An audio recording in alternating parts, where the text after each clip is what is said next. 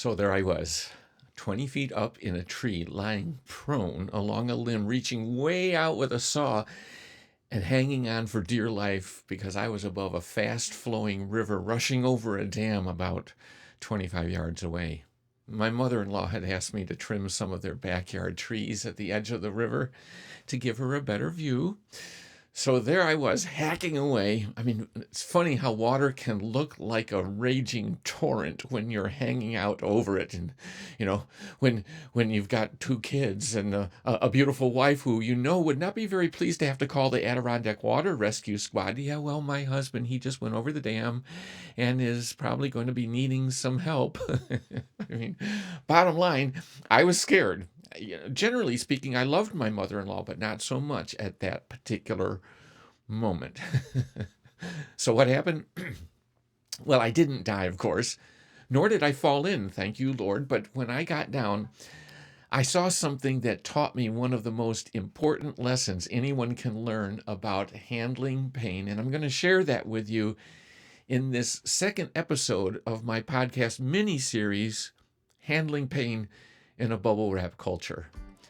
Hi, I'm Doug Newton, pastor for 45 years and a national award-winning magazine editor, author of 24 books, and this is At the Intersection with Doug Newton, where scripture, culture, and character meet. And I'm here to help you pursue the kind of character needed to align with scripture faithfully and to engage culture graciously. Now, each week I make one observation about our culture, I give one insight from the Bible that speaks to that issue, and I suggest one way to strengthen the character that you and I need to relate to our mixed up world with exemplary grace and fresh impact. Now, this is a no gripe zone.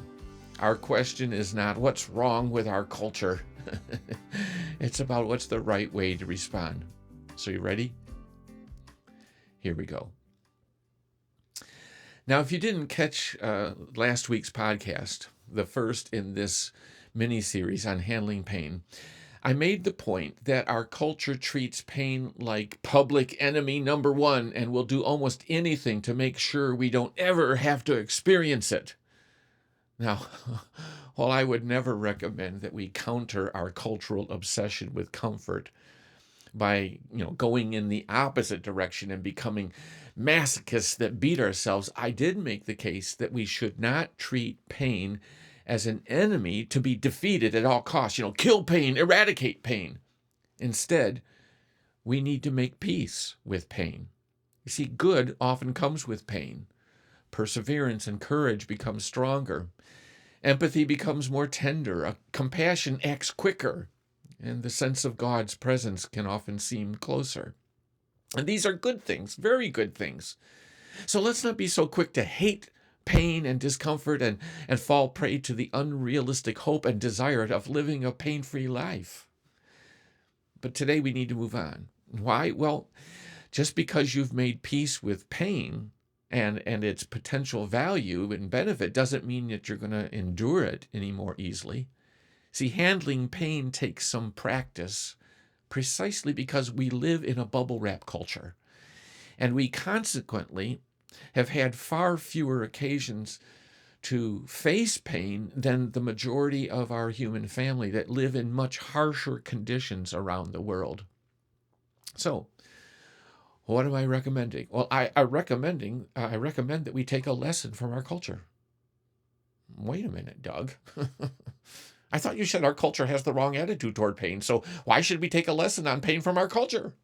Well, not a bad question, but remember I said that the culture has a wrong attitude. It has a warfare attitude against pain. I didn't say people don't have something to say about it or something we can learn from them about facing it. In fact, here's what we can learn. We can learn the use of distraction. Our culture is very skilled in the use of distraction when it comes to pain. The problem is the culture employs distraction in the attempt to avoid pain rather than to handle it. I mean, people use drugs to avoid any sensation of pain. And even if we are not drug addicts or reckless enough to use drugs recreationally, we still employ various forms of amusement or entertainment as a sedative to just soothe us a little bit. It's amazing how many people make themselves feel better by buying some new clothes or buying some new toy or new equipment or going to a new restaurant. You name it, something new, something special, something to look forward to. As long as we've got a weekend of fun to look forward to, or something new to research or to bring home and unbox and intrigue us for a while, we can feel pleasure rather than pain. Sadly, that new thing is far too often a new intimate partner to provide the intrigue and stimulation, to kill the pain of boredom and routine in our lives. Recent research that's reported in The Signal, it's an online culture watcher newsletter, asserts that as many as 40% of all divorces occur due to infidelity of some sort, such as sexual or emotional affairs, internet relationships, pornographic habits. But even more sobering, nearly 80% of all divorcees, people who divorce, acknowledge that they had been unfaithful to their spouse. New and shiny things distract us for a while, but then they become familiar and the fascination fades and they lose their luster, and then we need something new again. But don't get me wrong, despite these observations, I don't want us to conclude that this distraction impulse is always bad. It isn't. It's just misdirected toward avoiding pain rather than handling pain. We should learn a lesson from BenGay. That's one of those topical creams that you spread on a painful muscle or area of your body. Those kind of creams and applications do not actually remove the pain. Most people misunderstand. It's not actually pain relief as in removing the pain, but they simply produce a distracting sense, intense sensation. The icy cold or the radiant heat along with the strong fragrances just flood your brain with nerve signals that compete with and temporarily overwhelm the pain signals coming from that injury and makes that pain less noticeable. Here, try this experiment. Get a pot from the kitchen, fill it with water and ice. Let the water stand for a couple minutes so that the water gets ice cold. Then scratch the back of your hand with your fingernails just hard enough to make it hurt a little bit. Feel what it feels like. Plunge your hand in the water quickly into that, and you'll find that you won't actually feel the scratches on the back of your hand. As long as it's in the water, that icy water sensation overwhelms your nerve centers in your brain, and you don't even notice the scratches on the back of your hand. Your brain, the way it works, is going to pay attention to the most powerful sensation coming in. That's what BenGay does. And believe it or not, that's what you can do when it comes to handling pain. You can use distraction to force your mind to focus on something stronger than the immediate pain that you're feeling or the prospect of feeling that pain. That's why weekends work. They can take a person's mind off the pain of the boring job they hate or the gnawing sense of unfulfillment they may feel, just temporarily. The weekend. So think about employing that process when it comes to facing the pain that you're afraid to face.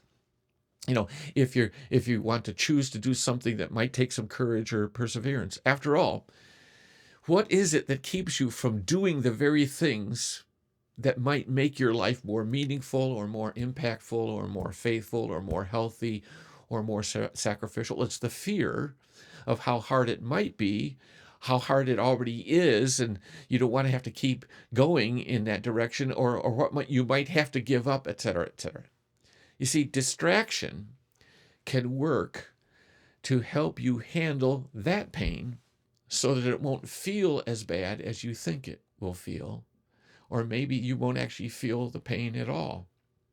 That's exactly what I experienced when I was hanging out over the river on that tree limb. You see, I didn't even notice until I got down and saw my legs and felt the pain because I was wearing shorts, they were all cut up and bleeding. The bark of the tree was so rough, and apparently the branches had some kind of little thorns. I didn't even notice that my bare skin, my arms, the inside of my arms and my legs from gripping the tree, they were cut up as I was hanging on so tightly. I mean, they were bleeding and hurt, but I didn't even notice. Why not? Because my mind was entirely overwhelmed with one thing. I don't want to fall into the river. Hang on. Careful how you reach out. Keep your balance. Don't slip off, Doug. It's a long ways down. Don't let go. Don't fall. And I learned a lesson that day that has stayed with me all my life. A person can do a lot of things that are hard and even threatening if we keep in mind that something worse can happen if we don't. Doug, you're really telling me to think about something worse? That doesn't sound fun. Wouldn't it be better if we thought about something good happening if we go through the pain rather than something bad? Well, it may seem like that, but the question is, what has the most distraction value? Psychologists going back to Sigmund Freud acknowledged that at the most fundamental level of human action is this pain, pleasure, principle, or motivation. They also acknowledge that the prospect of experiencing immediate pain always wins out over the prospect of immediate pleasure when it comes to human behavior.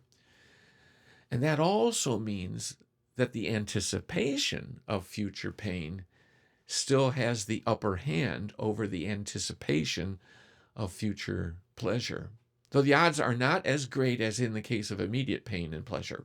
I mean, sometimes the prospect of future good, future pleasure can win the day, and we'll talk about that next week.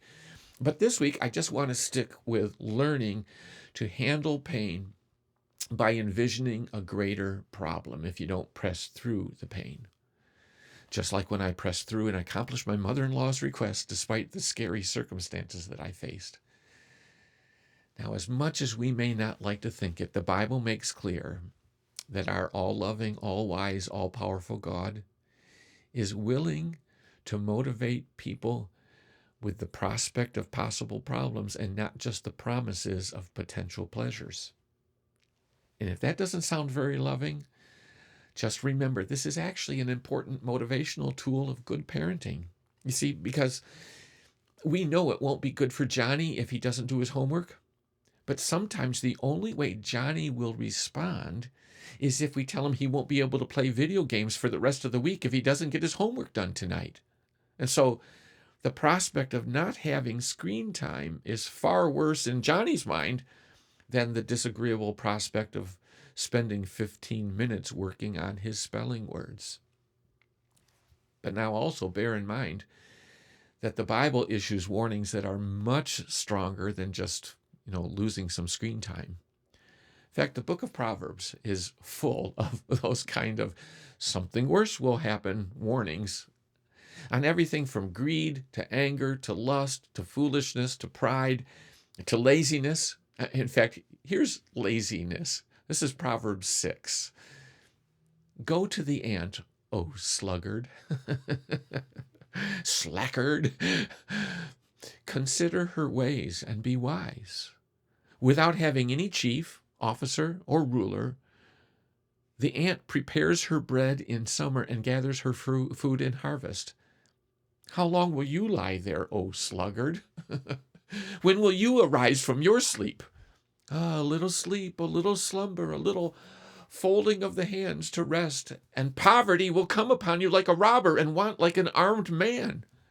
And then it goes on to say, a worthless person, a wicked man, goes about with crooked speech. He winks with his eyes. He signals with his feet. He points with his finger. With perverted heart, he devises evil, continually sowing discord. Therefore, calamity will come upon him suddenly. In a moment, he will be broken beyond healing. Whew.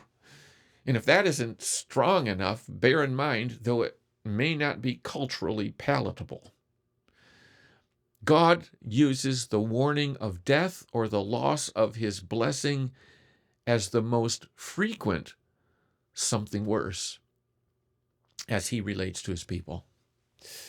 That's why the Proverbs also includes this famous verse, "The fear of the Lord is the beginning of wisdom." You see, there's a principle here for handling pain. Distract yourself from the pain of doing things that are good and right and important, and keep pressing on by identifying the greater problem or the something worse that might happen if you don't endure the pain of the better choice. This is not only effective when it comes to making good moral choices, but also in developing good character. I'm 70 years old right now on this video. My body is stiffening up.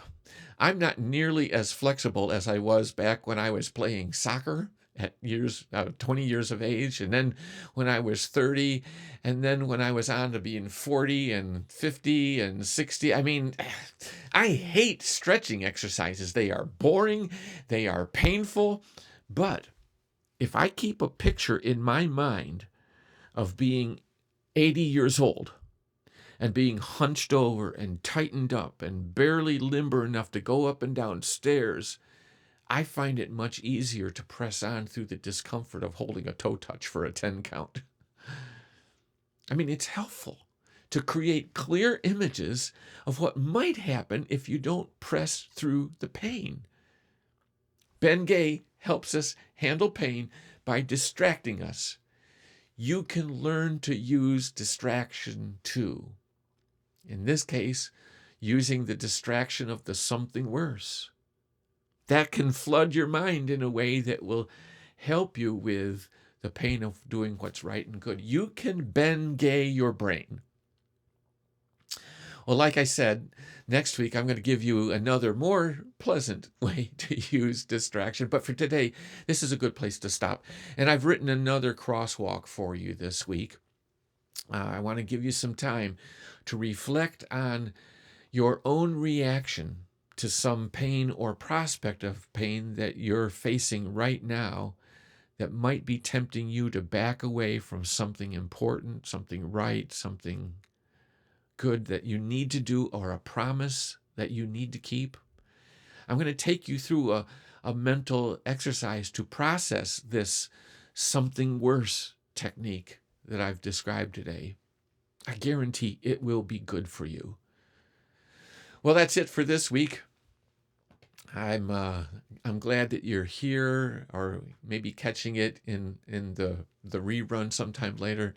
I hope you'll agree that this is important stuff. And if you appreciate what I'm trying to do in this podcast, would you share it with your friends and subscribe to the Fresh Impact YouTube channel? 24 hours from now, I'm going to have a permanent version on YouTube and an audio-only version for those who want to go listen on the go. All that information about the podcast, past and future, can be found on our website, and the links can be found for the crosswalk and other information about the podcast at the end of this video. But thanks again so much for tuning in. You know, if you think this podcast is a valuable resource and hope that it's going to continue, would you also leave me a comment or send me an email? Well, I hope you'll join me again next week at the intersection with Doug Newton. I'm already looking forward to showing you another way to handle pain in this bubble wrap culture. In the meantime, remember, when it comes to handling pain, it doesn't hurt to imagine something worse. See you next week.